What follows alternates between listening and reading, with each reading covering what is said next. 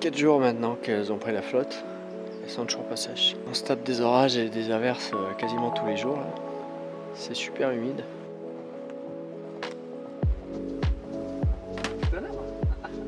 Et voici la mariée.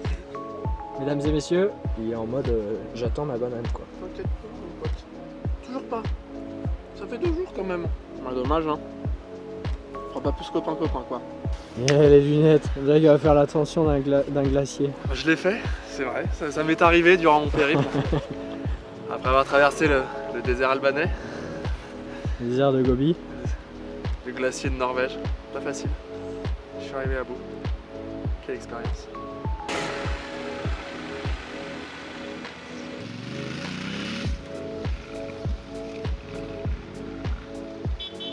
Bon, on vient de passer 4 jours ici, à côté, à 30 km de Malmö, et c'était les 4 premiers jours, une très bonne manière de s'acclimater un petit peu. S'acclimater c'est bien, mais il va quand même falloir qu'on rentre dans le vif du sujet. Alors on part tranquillement vers l'ouest, en direction de Göteborg, et on s'enfonce pour la première fois dans les forêts suédoises.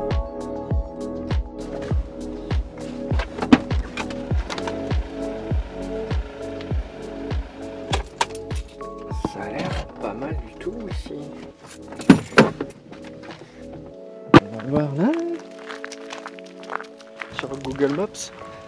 Normalement on a accès au lac directement. Là. Mais oui, c'est privé. Bon bah c'est pas grave. Bon, on va essayer ailleurs. Dommage, ça aurait été pas mal ici. Dommage. Bon, finalement ce sera ici.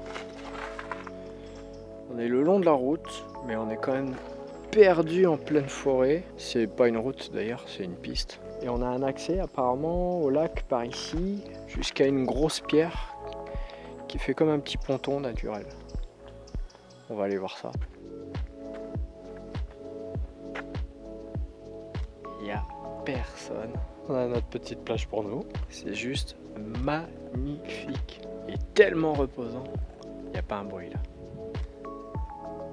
Et il y a quelques maisons là à 200-300 mètres sur les hauteurs. Pas beaucoup, il y a d'ailleurs 4-5 maisons, un peu éparpillées. Moi, ce serait un rêve d'avoir une maison ici, dans ce genre d'endroit. L'eau est super claire. Je suis vraiment très content d'avoir trouvé cet endroit. Pour passer une petite étape, on ne pouvait pas rêver mieux. Et à mon avis, là sur la piste, il ne doit pas y avoir beaucoup de passages pendant la nuit. Même la journée, visiblement, il n'y a pas grand-chose. Alors on va être vraiment tranquille. Le seul truc, je pense, ça va être les moustiques. En été, c'est l'enfer. Mais il paraît que c'est encore rien comparé à la Finlande. Bon, nous, normalement, quand on sera en Finlande, il fera trop froid pour les moustiques.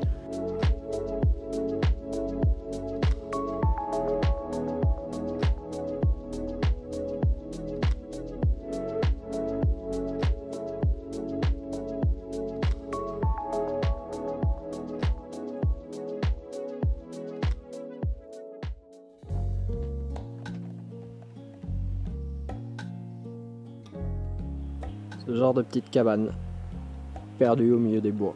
Les myrtilles, c'est un peu comme les pissenlits chez nous. Il y en a partout. Des quantités astronomiques. Quand tu poses le pied et que tu t'enfonces quasiment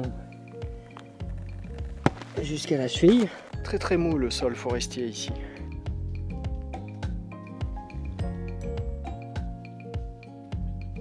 Rien de concluant. Le truc est tellement mou. C'est vraiment très très confortable ici.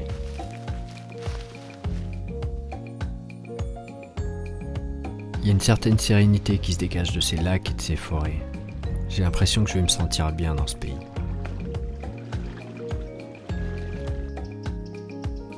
Ce petit spot était vraiment très très cool. Pas un bruit de, je sais pas un bruit, mais le silence total. Par le petit oiseau là qui s'excite, qui piaille. Très très cool. Très très cool. Le genre de spot que tu trouveras difficilement en France, peut-être dans les Pyrénées ou dans les Alpes, mais pas facilement. Vraiment pas facilement. Mais ici, je pense qu'on peut faire vraiment beaucoup mieux que ça. Vraiment, vraiment beaucoup mieux que ça. Donc on va aller chercher ça aujourd'hui.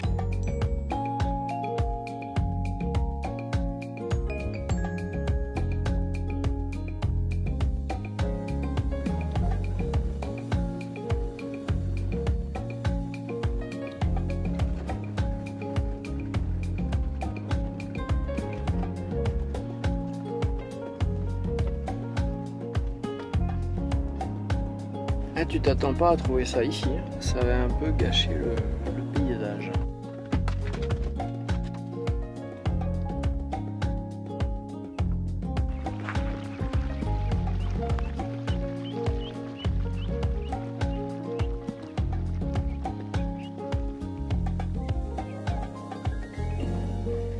Ça y est, enfin. Les chaussures sont archi sèches. Le Danemark s'efface et laisse place à la Suède. Ici, il y a encore plus d'espace.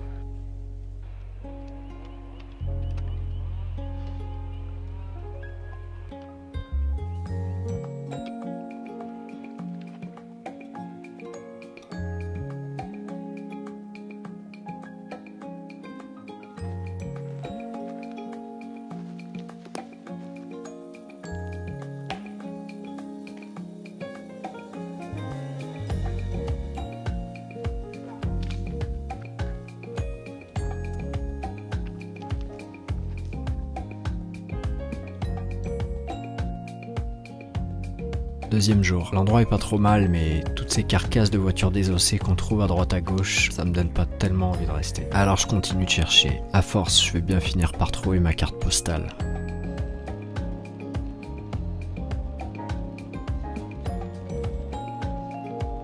On roule sur les petites pistes le long des lacs. On cherche un endroit où se poser. Ici, ça a l'air encore plus perdu que là où j'étais avant-hier et hier. On va continuer, il y a des lacs un peu partout, la route longe les lacs, donc on va essayer de... je pense qu'on va trouver notre bonheur d'ici quelques centaines de mètres, quelques kilomètres. On a passé Göteborg déjà, et on continue toujours dans cette direction d'Oslo. J'adore ces endroits, ces petites pistes stabilisées là qui serpentent dans la forêt, qui longent les lacs, c'est vraiment génial. Là on a trouvé quand même mieux. À moins de 10 mètres. Waouh, elle est super bonne. Et du coup là on a une petite plage, ça descend progressivement. Et ici a priori il y a quand même du fond. Donc c'est vraiment le plongeoir ici. On va rester 2-3 jours je pense. On est aux petits oignons.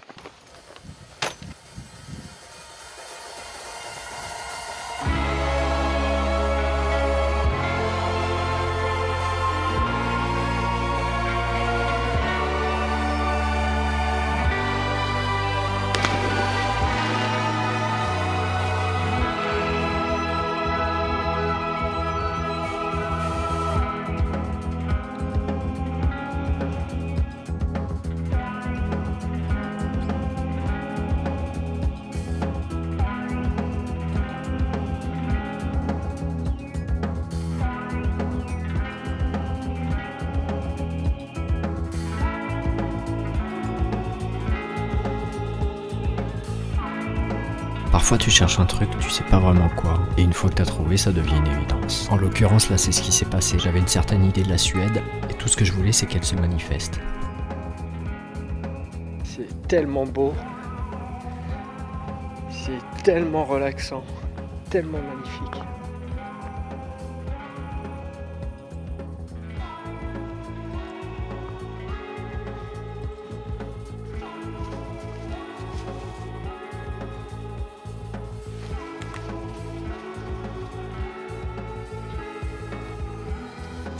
J'ai pas encore fait la Norvège, mais la Suède, là pour l'instant, c'est que du bonheur. Que du bonheur, on fait 10 km, on tombe dans des endroits à tomber par terre, on refait 10 km. Mais je cherchais le spot, vraiment le truc un peu ultime, parfait. J'avoue que celui-là, il est quand même pas mal du tout. En plus, on a un temps... on a eu un peu de pluie sur la route ce matin, c'était un peu nuageux, là c'est complètement dégagé, magnifique.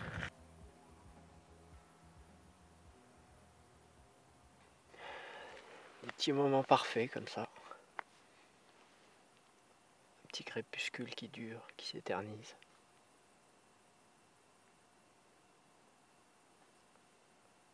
pas un bruit. À part quelques insectes. Un canard qui passe de temps en temps.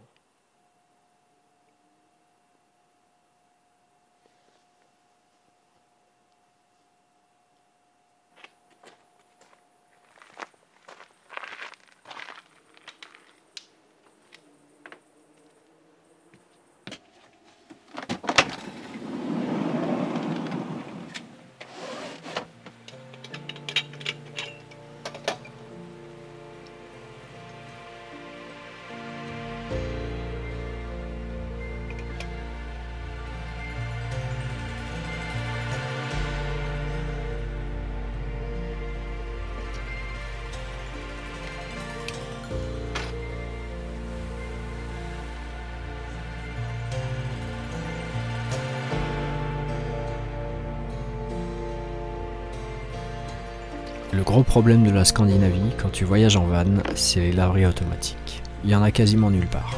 Du savon de Marseille, 100% naturel. Heureusement, j'ai du temps et il y a de l'eau.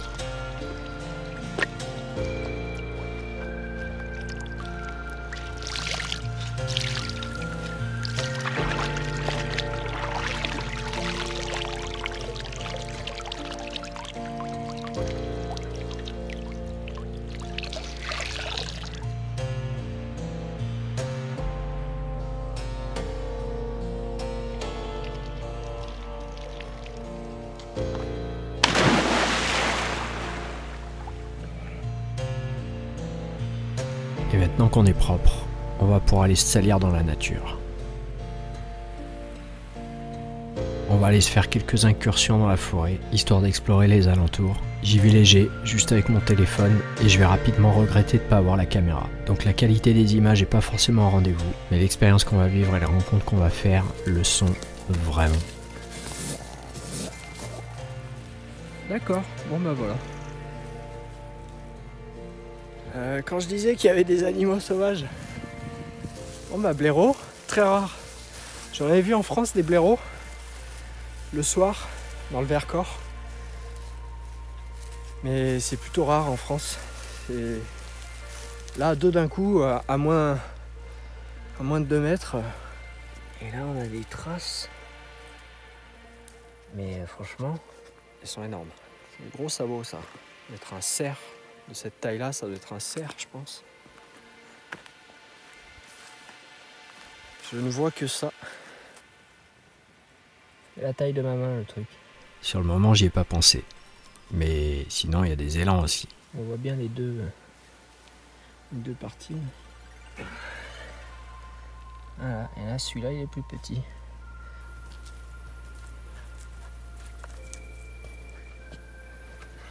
Alors lui, il est content, hein. Il est à Disneyland là.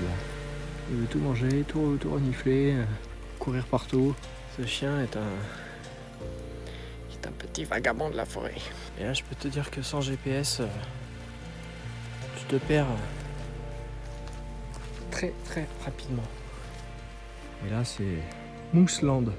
Il y a de la mousse absolument de partout sur les rochers, par terre. Tout est mousse, lichen. On est dans le vert de chez vert de chez vert.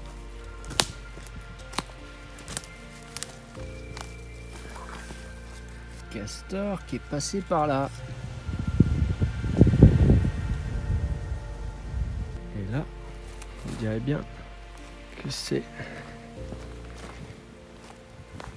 la maison du castor. Il y a du boulot quand même. Faut les ramener tous les bouts de bois là, tous les petits rondins, les petits trucs. Il y a de la terre même un peu, donc ça a été vraiment colmaté. Un vrai petit boulot d'architecte. Et c'est grand, hein. D'ici là jusqu'à là-bas, ça fait 5-6 mètres. Bravo, monsieur Castor. Il y a aussi les innombrables canards et les oies sauvages. Et les rapaces, qui nous signifient leur présence.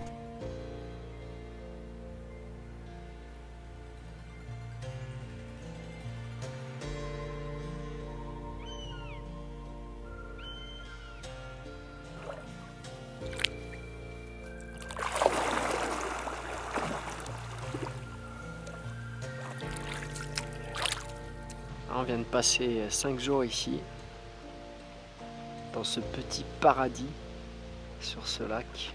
Et c'était vraiment 5 jours hors du temps, complètement en connexion avec la nature, dans ce petit coin reculé. Et ça fait toujours quelque chose de partir de ces endroits comme ça. Il y a des lieux que je garde toujours en mémoire et que je garde toujours comme des souvenirs vraiment spéciaux. Vraiment, j'ai vraiment été émerveillé par la nature, par le lac, par les couleurs, par la météo qui a changé. On a eu un peu de tout, on a eu les réminiscences d'un été, les premiers jours, les 3 premiers jours, et puis là depuis 2 jours c'est un peu plus compliqué. On a eu des orages, de la brume, et les couleurs changent, la réflexion sur le lac ça change tout le temps. Chaque jour c'est vraiment différent. Bon, on a eu plein d'animaux sauvages, soit directement, soit en trace, ou comme le castor. On a vu les habitats, on n'a pas vu le castor même, mais on a vu son habitat. Et ouais, il y a des lieux comme ça qui me laissent pas indifférent, et qui, quand je pars, il y a toujours un sentiment un peu paradoxal de me dire que je suis content d'aller voir ailleurs, parce qu'il y a plein d'autres choses à voir, il y a plein d'autres trucs à voir. Et en même temps, ici, je me sentais un peu comme chez moi. Là, au bout de quelques jours, tu commences à faire tes routines. Argos aussi, il a ses petits coins, ses petits endroits où il aime bien aller. On commence à se sentir un peu comme à la maison. Il y a plein d'endroits à explorer ici. C'est des petites aventures, des micro-aventures à faire. Il y en a au taquet. Donc il y a un peu de tout qui est mélangé, un peu tous ces sentiments qui sont mélangés. Moi, je pourrais rester 3 mois ici. Sans problème, je m'ennuie pas du tout. Dès que tu commences à t'intéresser, à regarder dans les détails, tu aperçois qu'il y a plein d'animaux, il y a plein de traces d'animaux, il y a plein de trucs à observer aussi comme ça, qui apparaissent pas au premier regard. Il faut y rester, il faut s'imprégner un peu plusieurs jours ici pour s'apercevoir de tout ça. Et puis il y a plein de moments que j'ai pas filmé, que j'ai pas photographié, parce que c'est bien à vivre aussi comme ça. Et ouais, il y a des lieux comme ça. Il y a des lieux. J'ai quelques lieux qui vraiment me restent dans le cœur, et certains que je peux retourner voir, par exemple dans le Vercors. Et puis il y a d'autres lieux que tu laisses derrière toi, comme ici en Suède. Il y en a au Maroc, au Portugal. Il y en a eu en République tchèque, des endroits quand même très particuliers comme ça, où je suis resté plusieurs jours à chaque fois. C'est des endroits en général qui sont reculés, où on a vu personne, on était un peu tout seul. Et c'est des endroits qu'on reverra peut-être plus jamais, qui vont juste rester ici, et qui ont été des expériences assez fortes en fait.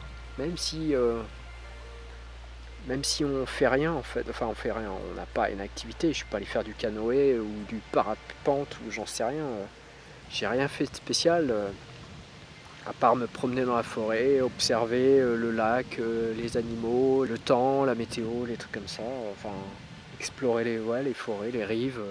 Et pourtant c'est une expérience forte. Beaucoup plus forte que d'aller visiter des trucs un peu spectaculaires et touristiques. En tout cas pour moi, c'est plus fort en général ici. Ce genre de lieu, ce genre d'endroit, c'est plus fort et ça reste plus gravé dans ma mémoire. Ça me laisse plus de souvenirs. Ce que j'apprends au fur et à mesure de ce voyage depuis 2 ans, c'est qu'il faut laisser glisser les choses. Il faut laisser les choses derrière soi. Il faut apprendre à les laisser partir derrière, en sachant pas si un jour on reviendra ici ou pas. On avance. Depuis 2 jours là ici,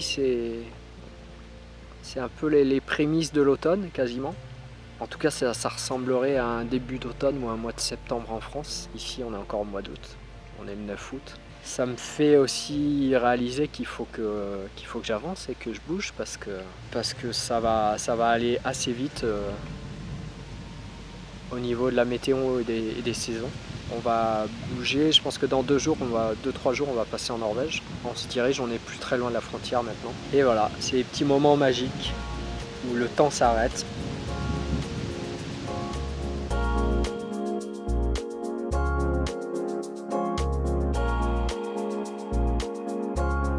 On reprend la route qui nous mène toujours plus à l'ouest et on laisse un peu le hasard faire son travail. On y va au petit bonheur la chance. Comme depuis le début, on teste, on essaye des endroits, on fait demi-tour et on essaye ailleurs, encore et toujours.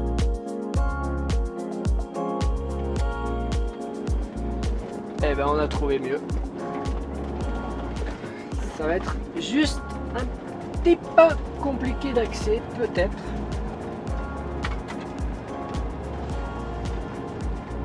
On va voir. On va bien voir. On va bien voir.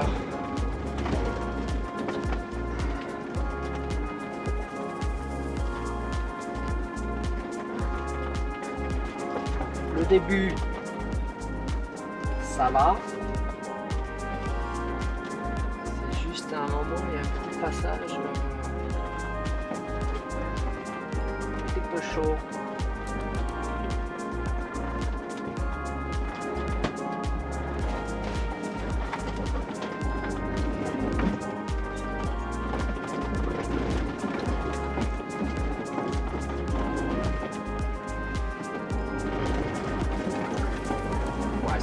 C'est chaud, c'est chaud, c'est chaud, c'est chaud. Bon, on est passé à l'allée. Le retour va être très compliqué, je crois. En fait, il y a des grosses pierres sur le chemin. Et ça te déporte complètement. C'est compliqué.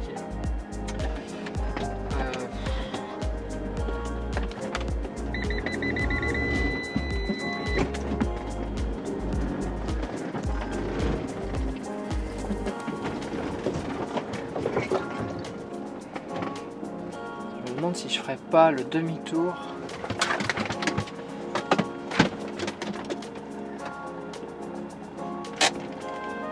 Tout de suite.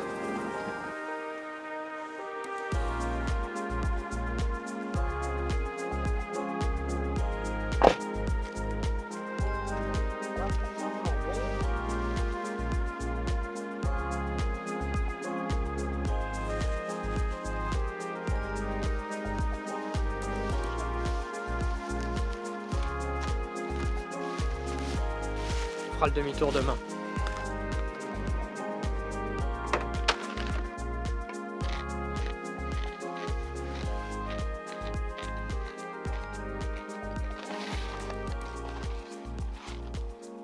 Non.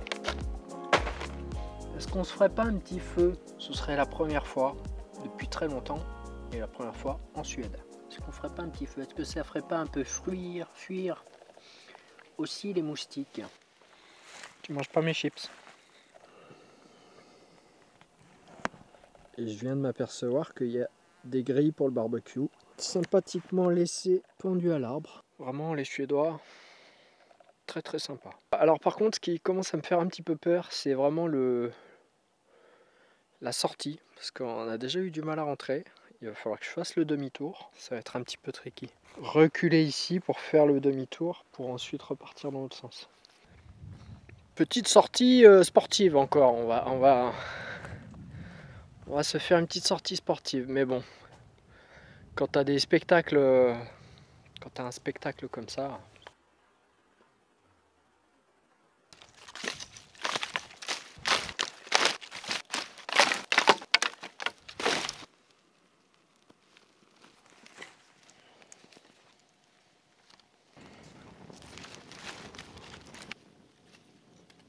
Premier jour bien, mais on peut trouver mieux.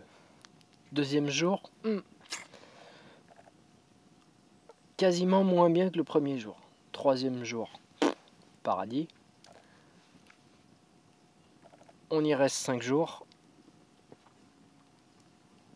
Et du coup, ça fait 8e jour. 8e jour, 3e spot.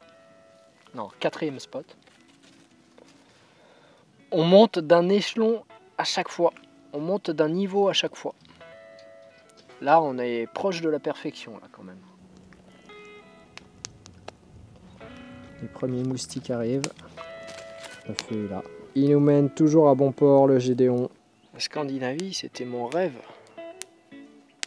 Depuis tellement d'années. Ça fait plus de 20 ans maintenant. Et au bout de 20 ans, Ça y est. Et c'est un bonheur, tous les jours ici, c'est un bonheur immense. Et les paysages sont à tomber par terre. C'est vraiment ce que j'aime, ce que je recherche. Et j'ai pas encore vu la Norvège et la Finlande. Donc...